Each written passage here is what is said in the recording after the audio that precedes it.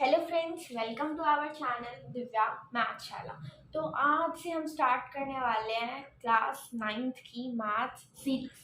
तो उसमें हम बहुत सारे चैप्टर्स कवर करने वाले हैं और बहुत अच्छी जर्नी हम एक्सपीरियंस करने वाले हैं। तो फर्स्ट चैप्टर आता है हमारे 9th क्लास का। क्या आता है? Number system. नंबर सिस्टम हमें सिंपल ही दिख रहा है, कुछ ऐसा ऐसा नाम से पता चल रहा है कि हाँ इसमें क्या होता होगा, नंबर्स का कुछ सिस्टम होता होगा। जैसे सबका सिस्टम होता है, गवर्नमेंट का अपना एक सिस्टम होता है, हर नेशन का अपना अलग अलग सिस्टम होता है, स्कूल का अलग सिस्टम होता है, ट्यूशन्स का अलग सिस्टम होता है, ऐसे ही नंबर्स का भी सिस्टम होता है। नंबर्स का क्या सिस्टम होता है? सबसे पहले तो हम नंबर्स को क्या करते हैं, क्लासीफाई करते हैं। नंबर्स को क्लासीफाई करते हैं तो बहुत सारी चीजें आ जाती है। किस किस की? Natural numbers, whole numbers, integers, rational numbers, irrational numbers.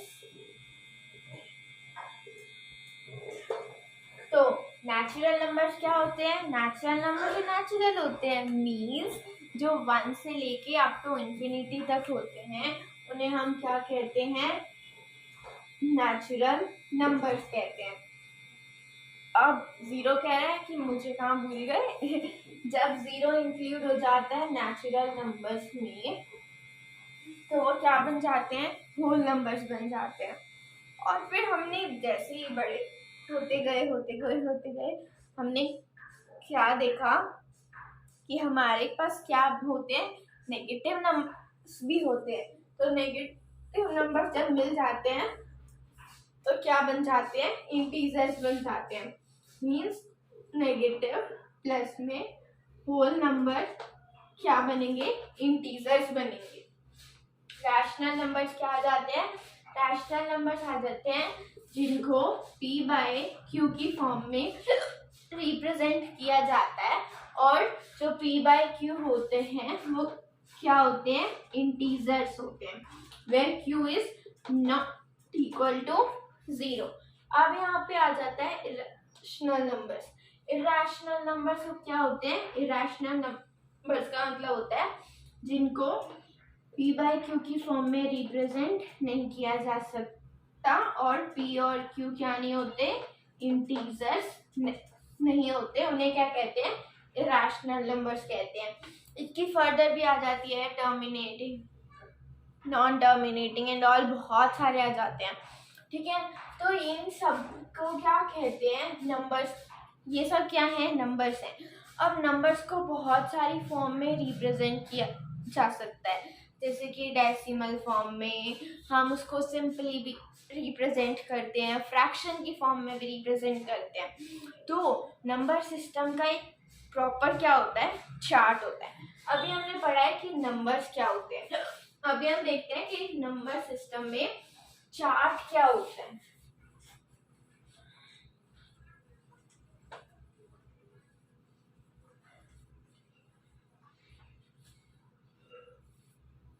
Number system को हम बेसिकली पढ़ेंगे दो में। किसमें? एक तो पढ़ेंगे हम क्या करते हैं? डेसिमल एक्सपेंशन करते हैं, और एक क्या करते हैं? बाइनरी। ठीक है, ये दोनों अपने आप में ही एक सिस्टम होते हैं। एक डेसिमल सिस्टम क्या होता है? जिसमें हम नंबर्स को किस फॉर्म में रिप्रेजेंट करते हैं?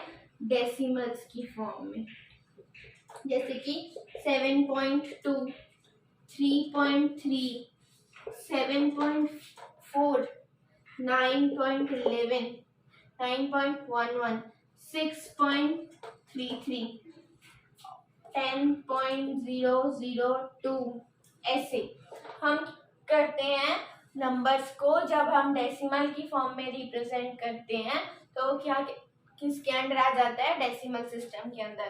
बाइनरी सिस्टम में हम पढ़ते हैं ये किसकी लैंग्वेज होती है? कंप्यूटर किस पे वर्क करता है? बाइनरी लैंग्वेज पे, बाइनरी सिस्टम पे वर्क करता है। तो इसमें सिर्फ दो ही नंबर होते हैं, 0 और 1। ओके, और फिर हम देखेंगे कि हमारे क्वेश्चन आ जाते हैं किस किस पे। हमारे चैप्टर में क्वेश्चंस हैं हमारे पास। एक्सरसाइज 1.1 कहती है कि फर्स्ट क्वेश्चन कहता है इज 0 अ रैशनल नंबर। क्या 0 एक रैशनल नंबर है? सोच के बताओ। रैशनल नंबर्स की हमने पहले बनाया था चार्ट, उसमें क्या था? सबसे पहले नेचुरल नंबर्स, फिर होल नंबर्स, फिर रैशनल नंबर्स। रैशनल नंबर्स में कौन से नंबर्स आते थे? जो p बाई q की फॉर्म में रिप्रेजेंट होते हैं, where p and q are integer. तो बताओ, क्या 0 को 0/1 लिख सकते हैं? p बाई q की फॉर्म में हो गया, और p और q क्या होने चाहिए? इंटीजर्स होने चाहिए। तो 0 इंटीजर है 1 इंटीजर है। तो ये 0 क्या होता है? एक रैशनल नंबर होता है, क्योंकि हम उसको p बाई q की फॉर्म में रिप्रेजेंट भी कर सकते हैं, where p and q are integers. Second question क्या कहता है? Find 6 rational numbers between 3 and 4। 3 and 4 के बीच में हमें क्या निकालने हैं? कितने रैशनल नंबर्स निकालने हैं? 6 रैशनल नंबर्स निकालने हैं।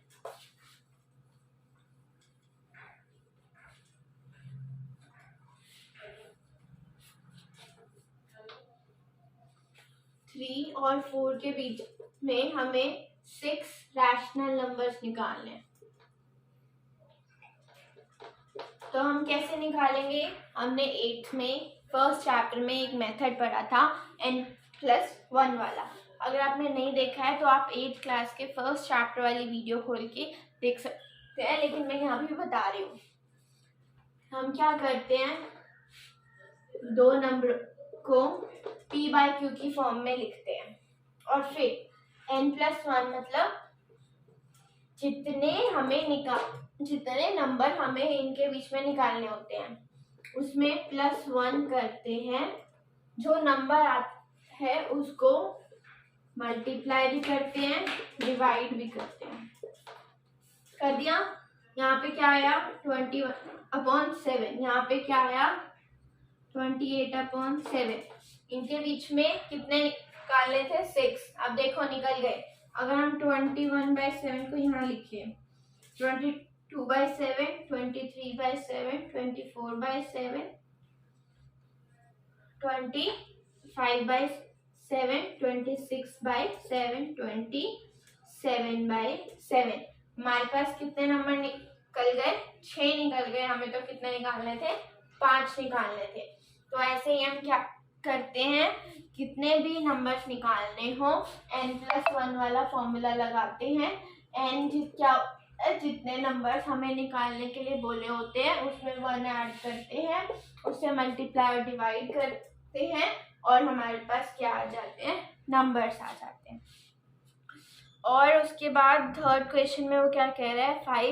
Find 5 rational numbers between 3/5 and 4/5। Same question है एज इट इज। ये आप करेंगे और मुझे कमेंट सेक्शन में अपना रिजल्ट भेजेंगे, अपने क्वेश्चन का आंसर भेजेंगे।